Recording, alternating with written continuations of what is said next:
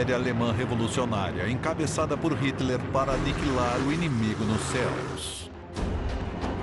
E aqui está ele, magnífico, mortal e mau. Isso!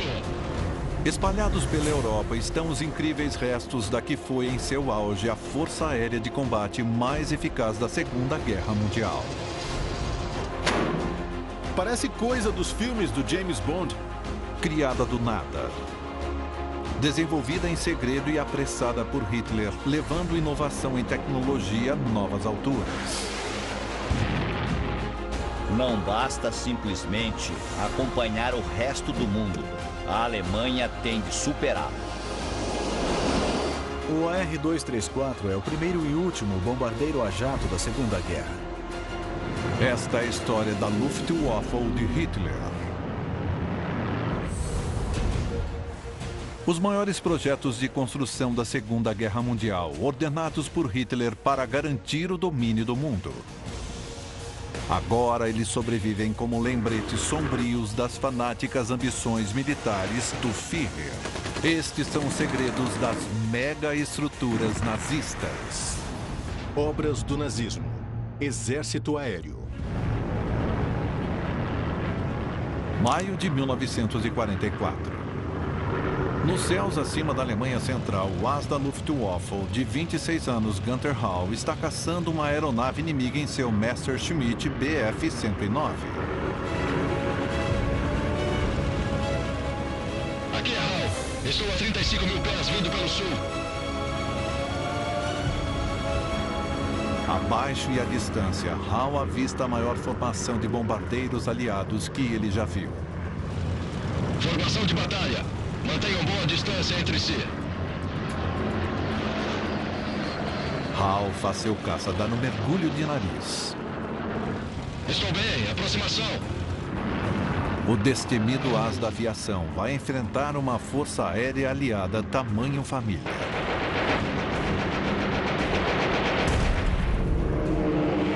E a Luftwaffe de Hitler está em menor número, 8-1. Gunther Hall está lutando por sua vida. Hoje, evidências do poderio militar da Luftwaffe ainda pontuam esta floresta no noroeste da Alemanha. O arqueólogo de conflitos Tony Pollard está explorando o que resta de Heckling, a instalação de testes ultra-secreta da Luftwaffe.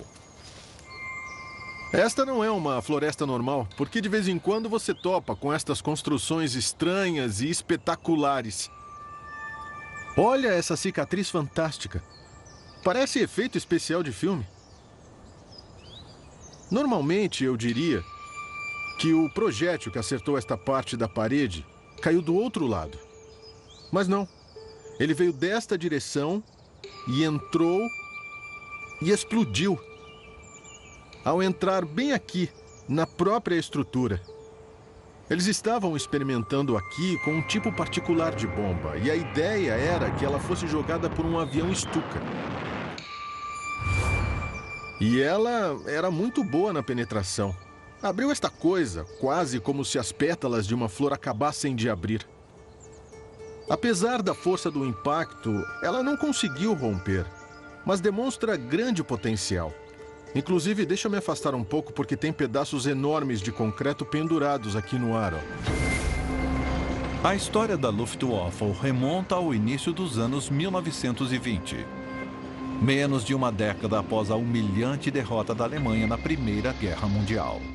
Depois da Primeira Guerra, o Tratado de Versalhes estipulou que os alemães não poderiam ter um exército com mais de 100 mil, algo que pelos padrões de 1920 é bem pouco, e também que não poderia ter uma força aérea. O objetivo disso era garantir que a Alemanha nunca mais entrasse em guerra. Mas logo, uma série de clubes de planador aparecem pela Alemanha. Aparentemente inocentes, seu propósito é achar talentos jovens para uma nova força aérea proibida.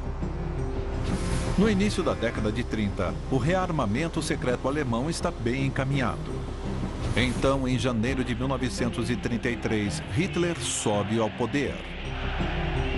Um de seus primeiros atos como chanceler é nomear seu grande amigo e apoiador Hermann Göring, as da aviação da Primeira Guerra, para criar uma força aérea alemã nova em folha. Göring é um nazista convicto e também colega de Hitler. Ele é carismático, exibicionista, maquiavélico, tremendamente esperto. Ele é alguém que faz as coisas acontecerem. Ele é um dínamo vivo que respira. E essa é exatamente a pessoa que você quer quando tenta criar uma força aérea nova. Em julho de 1934, Hitler pede para Göring encontrá-lo no Festival de Wagner, no norte da Bavária, para uma atualização sobre a ainda clandestina Luftwaffe. Mein Führer? Festival maravilhoso, não concorda, Hermann? Sim, magnífico. Como está o progresso da reformulação da Luftwaffe? Ótimo, mein Führer. Muito bem. Recentemente, aprovei o programa para a produção de mais de 4.000 aeronaves até setembro do ano que vem. Não é o suficiente. Deve haver um aumento imediato em nossa produção. Se as potências ocidentais intervierem para impedir o rearmamento, será um desastre. É claro, mein Führer. Não basta simplesmente acompanhar o restante do mundo. A Alemanha deve superá-lo. Göring imediatamente se põe a aumentar a capacidade da Luftwaffe. Ele encomenda aviões novos e põe em movimento um grande recrutamento para treinar pilotos. Então, em março de 1935, Göring revela com estardalhaço para o mundo a existência da antissecreta Luftwaffe. Quando Göring e Hitler anunciam o nascimento da nova Luftwaffe, eles estavam esperando uma tremenda gritaria global, especialmente dos antigos aliados da Primeira Guerra. Mas, na verdade, ninguém sequer piscou o olho. Fazia 16 anos desde o Tratado de Versalhes. Não havia vontade política entre os antigos aliados para fazer algo a respeito. Com a produção militar agora com capacidade total, Hitler e Göring viajam para a instalação secreta de testes da Luftwaffe em Hechlin. Aqui eles presenciam uma demonstração de seu último armamento e observam as mais novas aeronaves da Alemanha em ação. Evidências do trabalho pioneiro que ocorreu clandestinamente no local de 150 km² ainda sobrevivem. Depois de abrir caminho pela floresta, só posso descrever esta parte do local como uma bagunça. É muito difícil entendê-lo. Tem escombros espalhados, vestígios de bunkers subterrâneos e câmaras, pedaços de paredes, mas o que chamou a minha atenção foi isso. Esta sala de concreto em forma de barco. Tem paredes de ambos os lados. Inclusive, tem mais outra ali. Se não fosse uma fotografia, provavelmente não adivinharia o que é isto. Mas sabemos que elas ficavam de cada lado de uma espécie de hangar. No alto dessa estrutura ficava um motor de avião. E era aqui que era testado. Devia haver instrumentos científicos na célula abaixo, monitorando o desempenho. Isto data de 1931, mas era ilegal os alemães estarem mexendo com uma força aérea. Estavam violando o tratado. E esta aqui realmente é uma experiência bastante científica da engenharia de ponta alemã. E este era um dos 12 locais de teste, somente nesta área aqui onde estamos. Em agosto de 1938, a Luftwaffe já recebera milhares de novos aviões. Agora, Göring só precisa de bons pilotos e a próxima geração está começando a receber suas asas de voo. Dentre eles está Günther Hall, de 20 anos. Nascido no último ano da Primeira Guerra, seu pai serviu na frente ocidental. Ele tem sangue militar. Depois da formatura, pudemos escolher qual carreira seguir. Eu soube imediatamente qual seria a minha resposta. Piloto de caça, senhor. Em agosto de 1939, a nova Força Aérea Alemã tem mais de 4.000 aviões e cerca de 400.000 servidores. A Luftwaffe de Hitler está pronta. Ela está prestes a entrar em ação com um efeito devastador.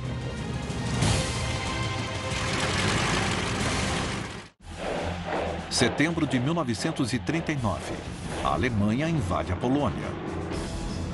A Força Aérea de Hitler, a Luftwaffe, revelada 4 anos antes, agora comanda o ataque. Usando o altamente preciso bombardeiro de mergulho Stuka para destruir alvos no solo, a artilharia aérea pavimenta o caminho para a força blindada romper as defesas polonesas facilmente. Esta combinação imbatível de velocidade e poder de fogo se torna conhecida como Blitzkrieg, ou Guerra Relâmpago. A Luftwaffe alemã abre caminho para que a infantaria e os panzers e as forças mecanizadas possam seguir e tomar a terra. A Luftwaffe destrói completamente todos os alvos que precisa, inclusive a Força Aérea Polonesa. A Polônia deixa de existir como país independente em 3 semanas. Agora, Hitler volta sua atenção para a conquista da Europa Ocidental. Holanda, Bélgica e França logo estarão na sua mira. O plano é contornar a linha Maginot, a barreira francesa de fortificações armadas que serpenteia ao longo da fronteira com a Alemanha. Ao invadir pela neutra Bélgica, os nazistas esperam atrair os aliados para a batalha. Um ataque panzer simultâneo pelo sul irá separar os exércitos aliados e cercá-los, mas há um grande obstáculo no meio: o forte de Eben-Emael. Construído pelo exército belga depois da Primeira Guerra para manter a Alemanha fora, seus imensos canhões protegem 3 pontes no canal Albert. Somente assumindo o controle dessas pontes vitais que os nazistas podem mobilizar seu exército e começar um ataque relâmpago na Bélgica, Holanda e França.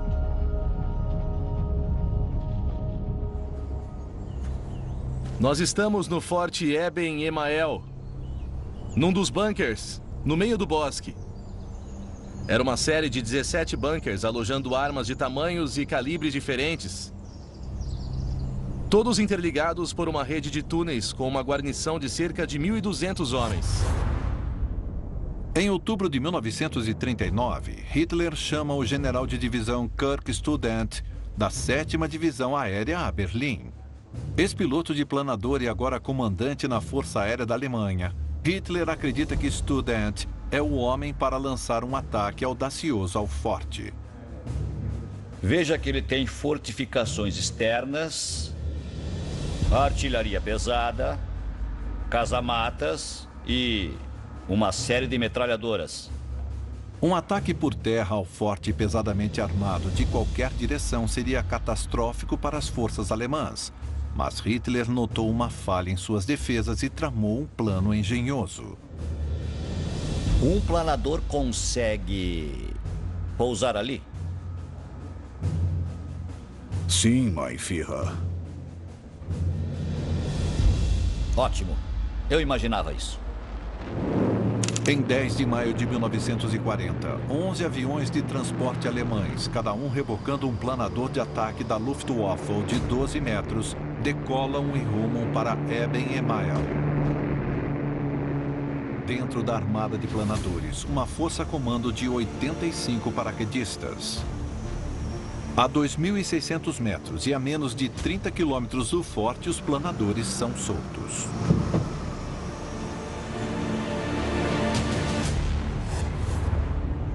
Veja, é aqui, o topo da fortaleza Eben-Emael. Dá para ver os bunkers pontilhando todo o lugar, um terreno plano. Local ideal para o pouso de planadores. Este era o ponto fraco da fortaleza. No total, 9 planadores pousaram aqui. E pegaram a guarnição belga totalmente de surpresa. Agora em terra, os paraquedistas têm de desabilitar os canhões monstruosos do telhado. Eles estão alojados sob aço sólido e torres em domo, mas os alemães vieram equipados com uma arma secreta chamada Roladung, ou carga oca. É um explosivo de 50 quilos projetado para ser fixado e explodir todo e qualquer armamento militar conhecido. Mas ele nunca foi usado em guerra até agora. Esta era a cúpula 120, a posição de tiro mais poderosa de Eben-Emael. 450 toneladas de aço, metade giratória. Aqui estão os canhões. 59 centímetros de espessura. Aqui, vemos que os alemães tentaram penetrá-lo com a carga oca. No fim, não deu certo. Então eles puseram cargas menores nos canos dos canhões, deixando a posição inteira inoperante. Em 15 minutos, os paraquedistas alemães desativam todos os canhões do telhado. Depois, se preparam para destruir a única saída do forte, prendendo os soldados belgas lá dentro. Agora estamos 25 metros abaixo do chão. Aqui podemos ver outro vestígio de uma carga oca. Os alemães a colocaram aqui, com um pavio, e ela criou ondas de choque enormes. Veja o que ela causou. Esta devia ser a saída, o elevador de munições e a escada. Tudo destruído. Quando a infantaria alemã chega, os soldados belgas presos não tiveram outra opção senão se renderem. Graças à Luftwaffe, as pontes para a Bélgica e Holanda agora estão sob controle nazista. A batalha para tomar a Holanda dura apenas 4 dias. A vitória dos alemães é seguida pela captura precoce da Bélgica. E então, Hitler invade a França. Encabeçando o ataque mais uma vez está a Luftwaffe. Nos céus, no centro da França, o piloto Günther Hall persegue caças franceses. Um avião que ele espera que lhe renda seu primeiro abate é o Messerschmitt Bf-109. James Holland está no campo de pouso Biggin, no sudeste da Inglaterra, para examinar um raro sobrevivente deste caça lendário. Um dos 2 únicos Messerschmitt 109 que ainda voam no mundo está aqui. Magnífico, imortal e com um cara de mal. O Bf-109 voou pela primeira vez em 1935. Sua velocidade, agilidade e poder de fogo farão dele um dos caças mais temidos da Segunda Guerra Mundial. Em 1940, ele podia fazer as 3 coisas que eram mais necessárias para empreender um combate aéreo. Ele podia subir mais rápido que qualquer aeronave. Quando chegava na zona de batalha, ele podia atacar mais que qualquer outro avião e podia se afastar mais rapidamente que qualquer outro avião. Era isso que precisava fazer e era o que ele fazia lindamente. Para os milhares de novos pilotos de caça alemães como Günther Hall, domar o poderoso Messerschmitt era uma tarefa assustadora. É maravilhoso estar sentado aqui e, é claro, não dá para imaginar como seria para um piloto jovem saindo no primeiro voo em um destes. Não havia Messerschmitt 109 de 2 lugares em 1940. Quando você terminava seu treinamento de voo, você tinha feito tudo o que seria possível, aprendido o layout do cockpit, sido alertado sobre perigos potenciais, mas no fim das contas era questão de fé. Da cabine de seu Messerschmitt, o recém-qualificado Günther Hall avista uma formação de caças franceses. É agora, eu pensei. Esta é a nossa chance. São os franceses. Eu avancei, colei na cauda dele e disparei. Hall marca seu primeiro abate. Isso! Mas a animação tem vida curta. Eu nem cheguei a pensar que podia ter alguém na minha cola disparando em mim. O avião de Günther fica muito danificado no ataque, mas incrivelmente ele consegue voltar para a base. Eu tinha atacado o inimigo, lutei e venci. À medida que a Luftwaffe abre caminho para as forças alemãs em terra avançarem pela França, o incessante poder de fogo da Blitzkrieg faz os aliados recuarem para a costa francesa. Sob o pesado ataque aéreo dos bombardeiros Stukas, mais de 300 mil tropas aliadas fogem de Dunkerque para a Inglaterra. Em 22 de junho, a França se rende. Hitler está maravilhado com o sucesso da Luftwaffe. Mas ela está prestes a ser mandada para uma nova arena de guerra e nos céus da Inglaterra ela enfrentará seu teste mais duro até então. Com a França ocupada pelos nazistas, Hitler volta sua atenção para a Inglaterra. E novamente a Luftwaffe, inexistente apenas 5 anos antes, está no coração de um plano. A operação denominada Leão Marinho. Por meio de intensos ataques aéreos à Inglaterra, Hitler pretende destruir sua força aérea, a RAF, e reclamar superioridade aérea, limpando o caminho para uma invasão anfíbia. O avião que irá fazer uma parte vital da campanha de bombardeios de Hitler é o HE-111. Criação do projetista aeronáutico Ernest Heinkel, é um bombardeiro veloz de tamanho médio. Göring quer um grande número para a Luftwaffe e, para atingir a demanda, Heinkel constrói uma fábrica nova. James Holland está explorando as ruínas em Oranienburg, no noroeste da Alemanha. Isso parece ser uma casa da guarda aqui. Ah, sim, um abrigo. Dá pra ver que tem uma abertura onde deveria ter um rifle ou uma metralhadora. E aqui devia ser a entrada principal, a casa de guarda principal. Minha nossa, veja isso. Isso é absolutamente enorme. Com certeza eu não esperava isso. Eu não sei bem o que esperava, mas certamente nada desse tamanho. Eu tô surpreso com isso. Esta estrutura monstruosa é a Einflugale. Aqui os HE-111 eram montados e testados antes de entrar em serviço na Luftwaffe. Minha cabeça se enche de visões de Heinkel 111 rodando para fora e taxiando até a pista que ficava mais para lá. E dá uma olhada agora, tudo abandonado. No auge, mais de 12 mil pessoas trabalhavam aqui na fábrica Heinkel. Mais de 2 mil HE-111 saíram por estas portas, 452 só no primeiro ano da guerra. A construção inteira é basicamente de vigas de aço. Portas de hangar do outro lado também, então imagino que o lugar todo podia ser aberto. E pensar que está vazio agora e completamente parado. Mas devia ser uma colmeia de atividade desde os anos 30 até quase o fim da guerra. Em 30 de junho de 1940, Göring manda a Luftwaffe destruir a RAF. Mas os bombardeiros de Heinkel precisam da escolta de caças por proteção. Nos campos aéreos de todo o norte da França, pilotos de Messerschmitt, como Gunther Hall, se preparam para cruzar o canal inglês pela primeira vez. Lá, eles atacarão a RAF na Die Luftschlacht England, ou a que se torna conhecida como Batalha da Inglaterra. Hal, Gunther.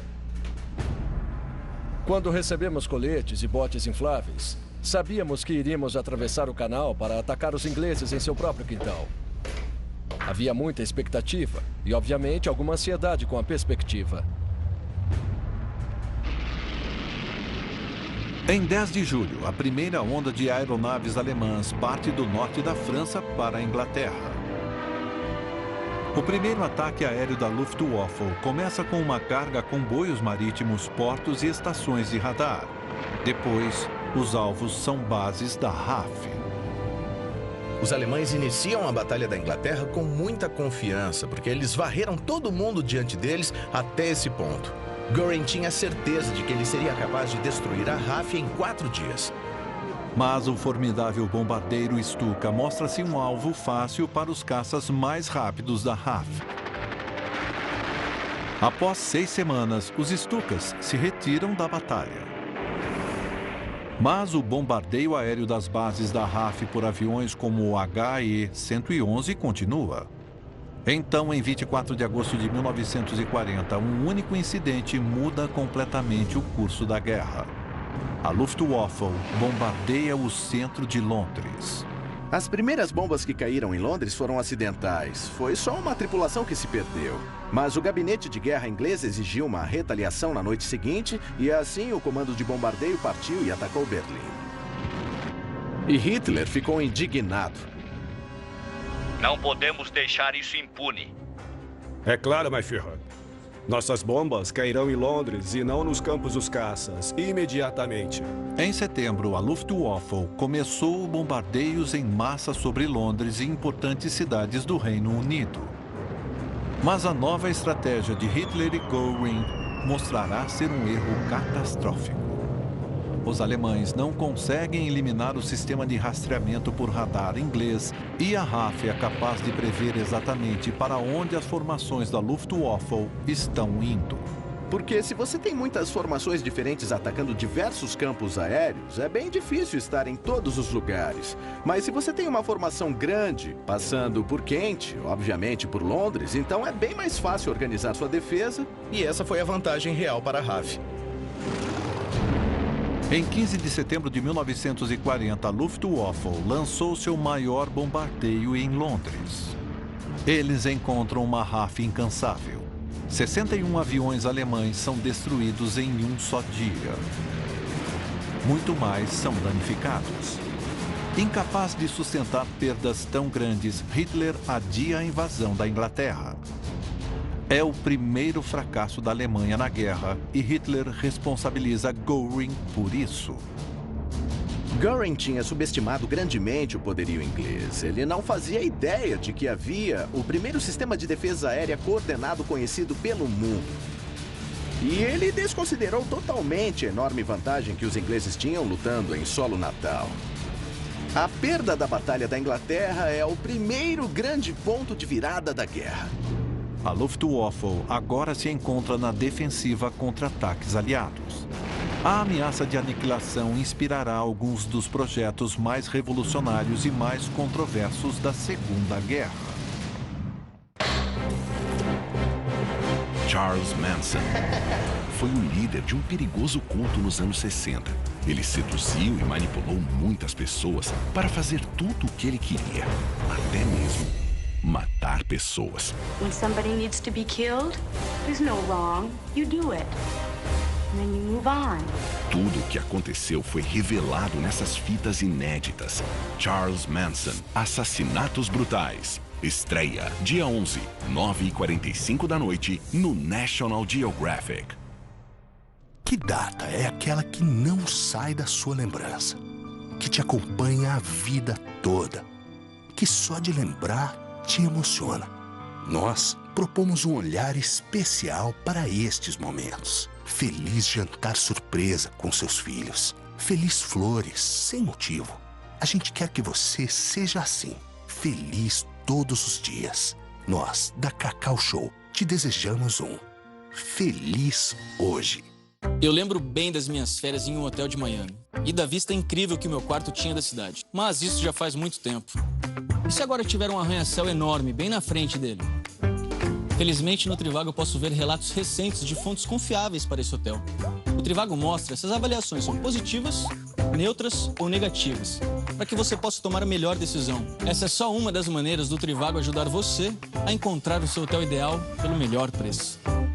Hotel Trivago. Conheça Flavorstone Smart Square. Design inovador, mais espaço e agora com possibilidades infinitas na hora de preparar suas receitas. Do fogão ao forno, do forno à mesa.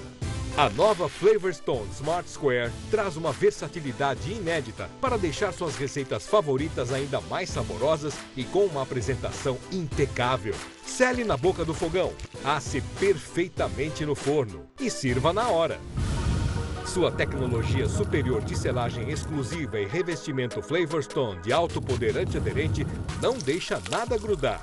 Graças às suas 6 camadas estruturais, Flavorstone Smart Square retém e distribui melhor o calor, mesmo em baixas temperaturas, para entregar tudo com mais rapidez e economia de gás e energia elétrica. E seu design inteligente proporciona mais espaço interno. Veja a diferença. Flavorstone Smart Square ainda prepara massas, deliciosos petiscos e até cozinha a vapor. Ela é perfeita para ser usada em todos os tipos de fogão e é muito fácil de limpar e muito fácil de guardar, sem ocupar tanto espaço no seu armário. Ligue agora e peça já a nova Flavorstone Smart Square. Tenha a família completa para refeições deliciosas. Ou combine os modelos que mais lhe agradam. Inclua a tampa de vidro para cozimentos perfeitos por convecção. A nova cesta para fazer massas, petiscos sequinhos e alimentos no vapor. e o incrível cabo removível para usar e abusar das possibilidades que só sua Flavorstone Smart Square pode oferecer. Flavorstone Smart Square é mais uma exclusividade Polishop. Ligue ou acesse polishop.com e peça já a sua. Que tal tirar umas férias? Sentir a natureza, fazer amigos, relaxar. Relaxar? A corrente e o vento estão me jogando para todo lado. Sobrevivente Primitivo com Hazen Aldel. Estreia dia 23, 9 da noite, no National Geographic. Na primavera de 1941, a RAF aumenta os bombardeios sobre a Alemanha. Com baixas de civis crescendo diariamente, cabe à Luftwaffe desenvolver novas formas de proteção para as massas. Vestígios de seu trabalho pioneiro ainda existem nesta floresta em Heckling. A instalação de teste secreta da Luftwaffe. Eu estou vendo alguma coisa aparecendo na floresta e acho que é o que eu estou procurando. Elas são conhecidas como Casas Brancas e são abrigos experimentais contra bombas. Eles ficavam dentro de edifícios residenciais e davam proteção dentro do prédio e não embaixo dele, que era uma forma tradicional de abrigo antiaéreo. Ao me aproximar, o que chama minha atenção é esta pilha de escombros ao redor, que numa inspeção mais de perto, podemos ver que eram edifícios. Ao contrário daqueles que sobreviveram, quase que perfeitamente intactos, este foi totalmente destruído e foi destruído pelo bombardeio. E essa é a coisa importante em Heckling. A Luftwaffe fazendo tudo o que é experiência. E para mim este é um exemplo único do tipo de engenhosidade que eles aplicavam aqui. A pioneira Luftwaffe tem só 6 anos. Está na guerra pela metade de sua curta existência e está prestes a combater em 2 frentes. Enquanto mantém sua campanha de bombardeio na Inglaterra, a Luftwaffe também liderará a invasão de Hitler à União Soviética. Aqui, 2.000 aeronaves alemãs, apoiadas por forças em terra, voltam à tática familiar e comprovada: a Blitzkrieg. A Luftwaffe é capaz de liderar os militares alemães e a ofensiva de armas combinadas no decorrer dos primeiros 6 meses da Operação Barbarossa, o ataque à União Soviética. Eles são ótimos explodindo campos aéreos e destruindo aviões soviéticos, no chão e no ar, porque a Força Aérea Soviética é obsoleta e é varrida do céu. Dentre os pilotos de caça desfrutando o sucesso inédito nos céus da Rússia está Gunther Hall. Após apenas 3 anos voando, ele registra seu 100º abate. Em novembro, o asa endurecido pela batalha é convidado para a Toca do Lobo, o centro de comando polonês de Hitler, para receber um prêmio do Führer. Estávamos combatendo os soviéticos há quase 6 meses, mas tinham nos garantido que a invasão acabaria em 8 semanas. Estávamos desesperados para voltar para a Alemanha. Mein Führer, quanto tempo vai durar a guerra na frente oriental? Hal, eu não sei. A Luftwaffe podia ter superioridade aérea sobre os russos, mas a imensidão do país está provando ser um problema para a Força Aérea Nazista. Enquanto a frente ocidental e o ataque à França em 1940 tem cerca de 80 quilômetros, o ataque à União Soviética tem cerca de 2.400 quilômetros. A Luftwaffe alemã tem de cobrir todo esse espaço aéreo e ainda manter a ofensiva contra a União Soviética. Em novembro de 1941, a Luftwaffe está bastante espalhada. Ela falhou em suprimir o poder de luta soviético que cresce em força diariamente. A Luftwaffe precisa mirar a indústria soviética, mas as fábricas estão fora do alcance dos bombardeiros alemães. Desde seu sucesso com o HE-111, Ernest Haeckel e sua equipe estavam trabalhando em um novo bombardeiro pesado de longo alcance, o Haeckel HE-177 Griff. Para satisfazer as demandas do Ministério da Aviação, ele deve carregar 2 toneladas de bombas por vastas distâncias. mas também deve lançar bombas como o bem menor e mais ágil Stuka. É uma combinação quase impossível de alcançar. Quando os nazistas dizem que querem uma coisa, você tem de fazer. Mas isso significa reestruturar totalmente o corpo inteiro do avião. A fim de atingir o alcance, a velocidade e a altitude exigidos, o bombardeiro de Heinkel precisa de 4 motores. Mas ao soltar bombas, o estresse nas asas dos motores externos poderia arrancá-las fora. Então Heinkel monta 2 motores juntos. 4 motores agora irão acionar só 2 hélices, criando um design aerodinâmico muito mais forte. Mas o pioneiro arranjo do motor tem uma falha fatal. Ele gera calor intenso e os motores pegam fogo regularmente. Quando o Heinkel 177 finalmente decolou, todos reconheceram imediatamente que ele era uma armadilha mortal. Ele ficou conhecido como o caixão voador. Göring foi até ver um dos testes e presenciou um deles decolar e explodir em pleno ar. Tínhamos muitas esperanças para seu avião novo. Mas isso não chega nem perto delas. O requisito mínimo é que sua aeronave decole e pouse sem os pilotos arriscarem cada osso do corpo. Apesar da frustração de não ter tempo para criar um avião novo do zero, Göring fica com um bombardeiro com falhas. Os poucos que entram em ação nos céus da Rússia não causam qualquer impacto. E com os Estados Unidos entrando na guerra depois do ataque a Pearl Harbor, a Luftwaffe precisa de uma arma que mude o jogo, se quiser realizar os sonhos de Hitler para o Terceiro Reich. Em janeiro de 1942, a chegada do inverno destrói qualquer chance de os nazistas terem uma vitória rápida na Rússia. A Luftwaffe fracassou em destruir a oposição soviética e Hitler faz de Göring, como chefe da Força Aérea, o único responsável. No meio da guerra, Göring é uma figura saturada, apagada, que perdeu influência por causa dos fracassos da Luftwaffe, que deixou o excesso de ganância e um estilo de vida extravagante levar a melhor. E Hitler não se impressiona particularmente com isso. Göring se tornou um incômodo em vez de um confidente íntimo. Tendo perdido a fé em Göring, Hitler passa a dirigir as operações da Luftwaffe pessoalmente.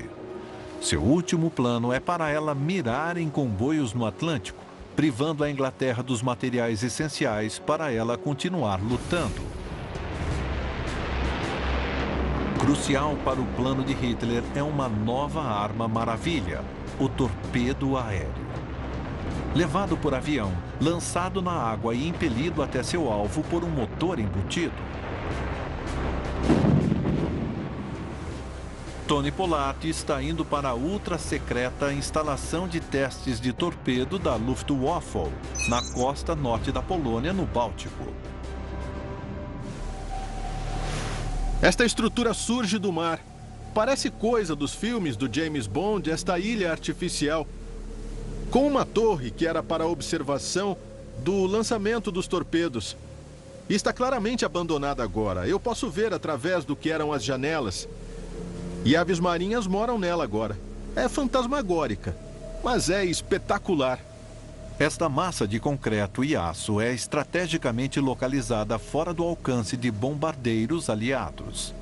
Aqui a Luftwaffe desenvolvia e testava os motores dos torpedos e aperfeiçoava as técnicas de lançamento. Este é o verdadeiro fim. Era aqui que os torpedos eram lançados de tubos para o mar. Seus motores acionavam e eles partiam. E é claro, a observação dessa operação era muito importante. Dá para ver que tinha uma ótima visão dos vários andares dessa estrutura. No auge, este lugar disparava uns 200 torpedos por semana. 2.000 pessoas trabalhavam aqui, na estrutura e no continente. Tudo ultra secreto, por isso sua localização aqui, no Báltico. Sobrou o suficiente desta mega estrutura para nos dizer que os alemães levavam a sério a corrida armamentista em relação a torpedos aéreos. No início da Segunda Guerra, eles estavam perdendo essa corrida, mas aqui, no Báltico, Eles estavam decididos a ganhar essa corrida. Desde seu início em 1942, a Alemanha produz mais de 10.000 torpedos aéreos até o fim da guerra. Mas entregar esta carga mortal é um desafio para a Luftwaffe. O problema de disparar um torpedo de um avião é que você tem de diminuir a velocidade e descer para o torpedo não se romper quando cair na água. Mas quando o avião vem baixo e devagar, ele vira um alvo fácil para as defesas antiaéreas de um navio. No final do verão de 1943, as últimas armas fantásticas de Hitler não conseguiram impedir os comboios no Atlântico de chegar à Inglaterra. E incessantes ataques aéreos pelos aliados continuam a devastar a indústria alemã. A antes poderosa Luftwaffe agora depende mais do que nunca de seus poucos experientes pilotos de caça como Gunther Hall, que registrou 200 aviões derrubados em combate. Em setembro de 1943, ele é novamente convidado para a Toca do Lobo. Aqui, Hall é confrontado por um Hitler muito diferente do homem que ele vira apenas um ano antes. É incrível, mas as coisas mudaram. Ele também mudou.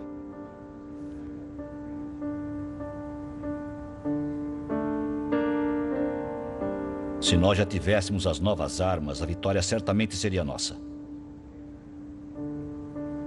Se tivéssemos.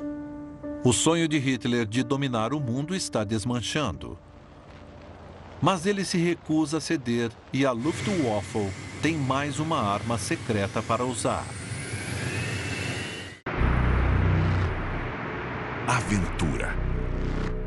Perigo. Instinto. Superação. Sobrevivência. Descubra-se aventureiro. Sobrevivente Primitivo com Hazen Aldel. Estreia dia 23, 21h, no National Geographic. O Fox Premium Festival já começou com as séries mais badaladas do momento agitando sua TV. Saca só o line-up dessa quinta. Tem a pegada urbana de Atlanta. What the hell is wrong with you? Empire. Feels good to be back. E Power. Para quem quer ir até as últimas consequências, tem o Batidão do Um Contra Todos, que vem comprovar o seu sucesso internacional. É de homens como o senhor que a gente precisa. Desfrute sem culpa, porque o Papa aqui também é pop. E os mortos estão mais vivos do que nunca. There's no going back. Everything we're doing, it ends.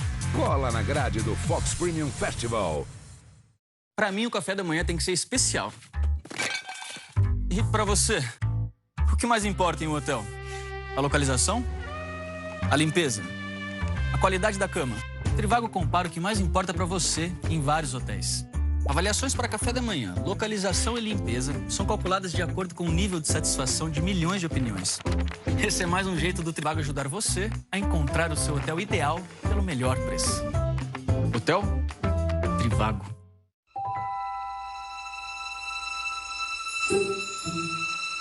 Tudo que você precisa está aqui dentro.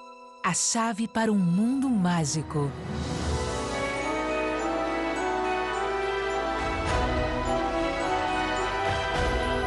Magia.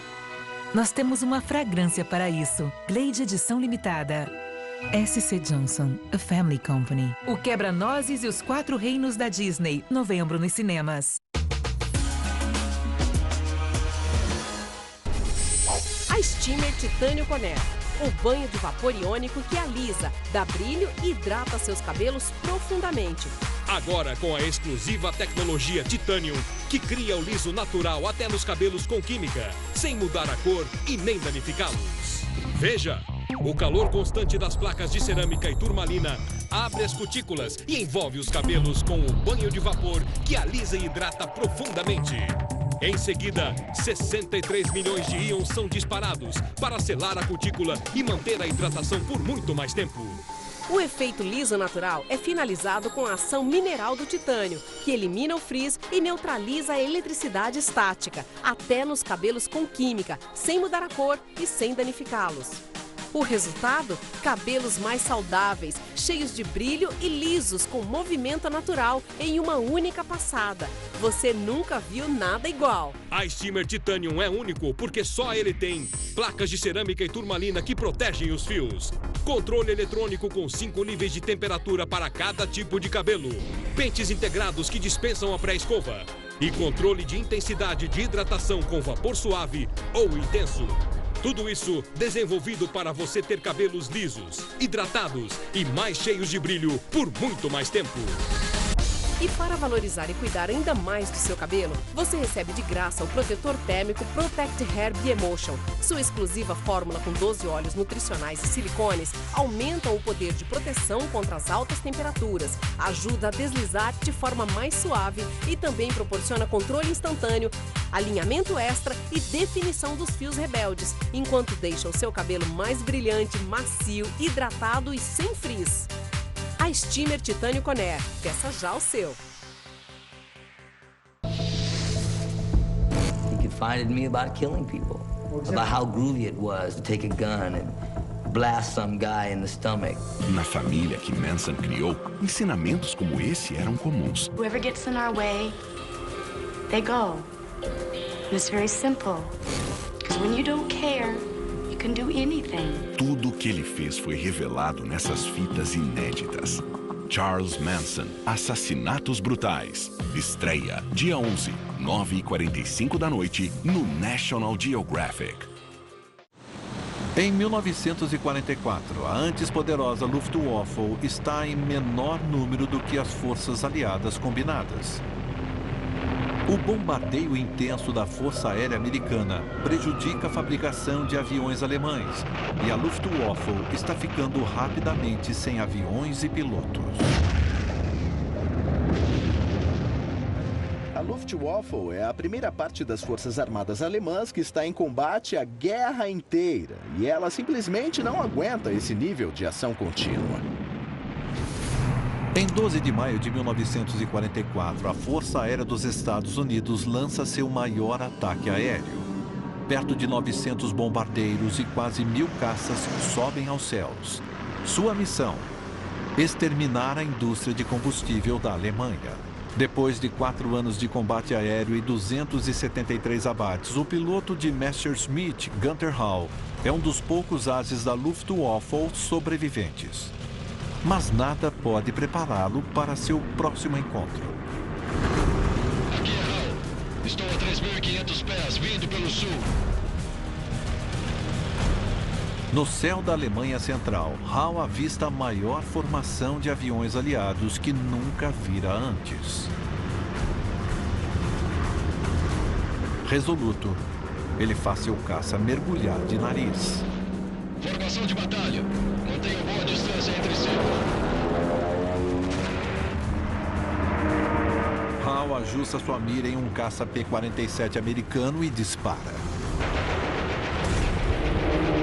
Ele acerta em cheio e, em seguida, uma segunda vez. O as da Luftwaffe está agora sendo atacado por 4 caças aliados que o perseguem. As balas dos P-47 americanos perfuram seu avião. Uma bala decepa seu polegar.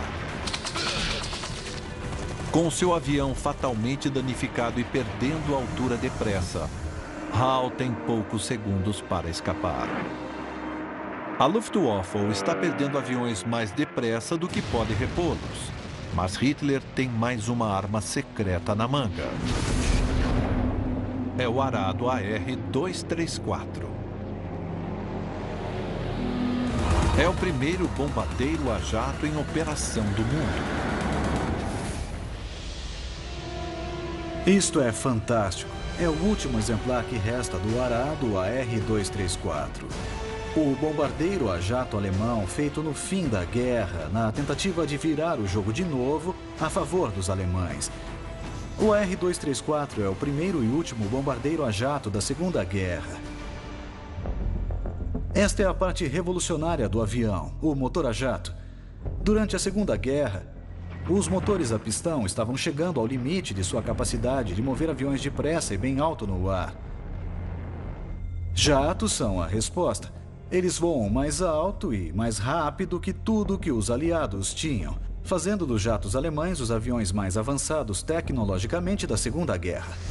O AR-234 tem uma categoria própria, mas a última maravilha da Luftwaffe surgiu tarde demais.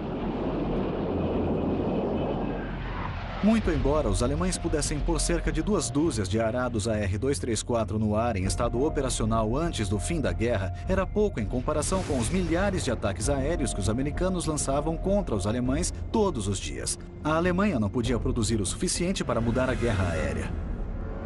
Em abril de 1945, a antes formidável Luftwaffe está de joelhos.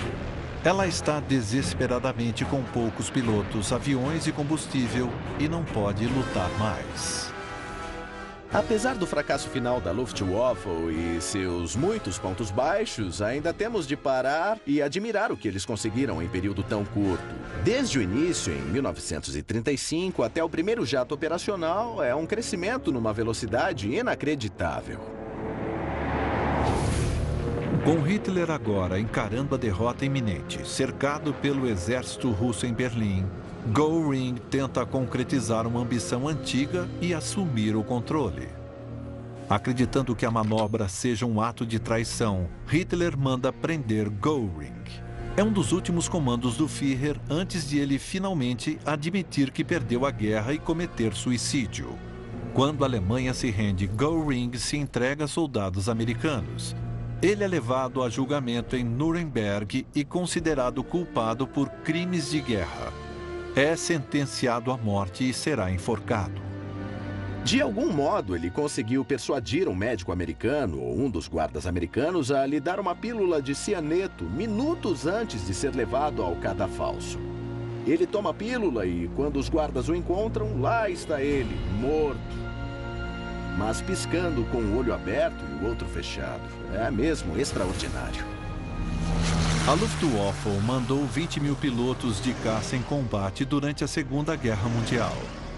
Apenas 2 mil voltaram vivos. Gunther Hall foi um dos sortudos. Ele sobreviveu ejetando-se de seu Messerschmitt. Depois da guerra, ele continuou como militar e subiu à posição mais alta. Tornou-se chefe da Força Aérea Alemã Moderna. Morreu em 2009 com 91 anos. Com 275 aviões abatidos por ele, Gunther Hall é o terceiro mais bem-sucedido piloto de caça da história.